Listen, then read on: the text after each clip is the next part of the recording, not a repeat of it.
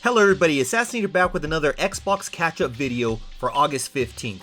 So again, not a whole lot going on today, but there's two things that I wanted to cover that to me, I wanted to just point out. So the first one's obviously going to have to do with the thumbnail, which is Xbox is going to be bringing out the ban hammer.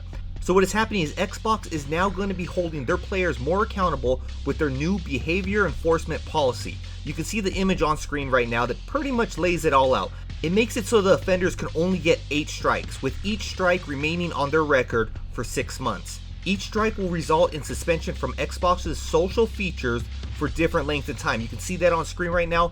That would mean that you cannot do like party chat, you probably cannot even go into matchmaking, things like that. A strike is basically like a point, so different offense types will give a different number of points depending on the severity, and you can see that on the image right now.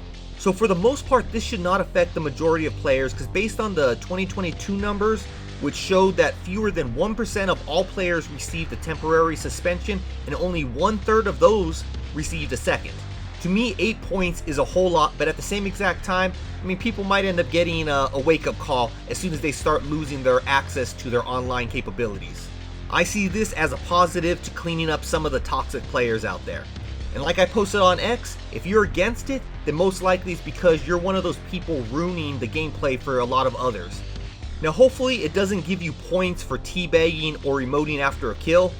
I mean, I don't mind when a player kills me and they teabag me. It just kind of gives me that motivation to hunt them down and take them out, doing the same exact thing to them, but multiple times.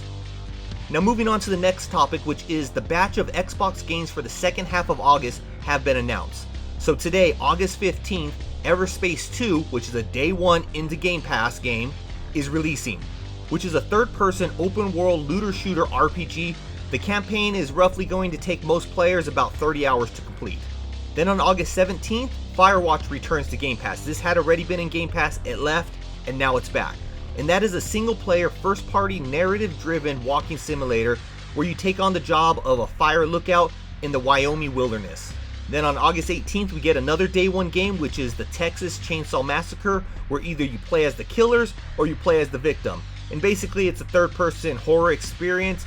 It looks pretty good, and from what I'm hearing from the people who've already got to test it out, it's actually a good game. It's not perfect, but it's actually a good game. So I'm going to be checking that out, especially because it's in Game Pass. Then on August 29th, another day one game, which is Sea of Stars, which is a retro-style JRPG. It reminds me kind of like a Super Nintendo JRPG. And I do plan to play this one because I do like turn-based RPGs better than the action RPGs that they're releasing now. I'm kind of old school with my Final Fantasies, you know, X is the best to me. But, you know, I see that a lot of people, they like the newer ones, and that's cool also.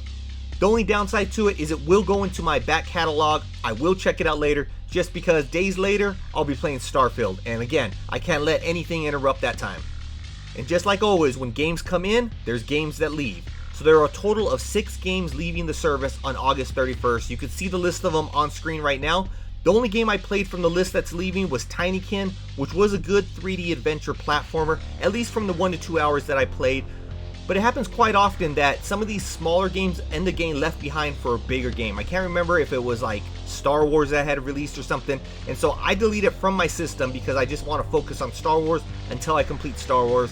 And since I've done that, I have not went back and played it, so maybe I'll get a little bit more time in this game to complete it before it ends up leaving on the 31st. So that's all the news for today. Hopefully you enjoyed the video, and until next time, Assassinator out.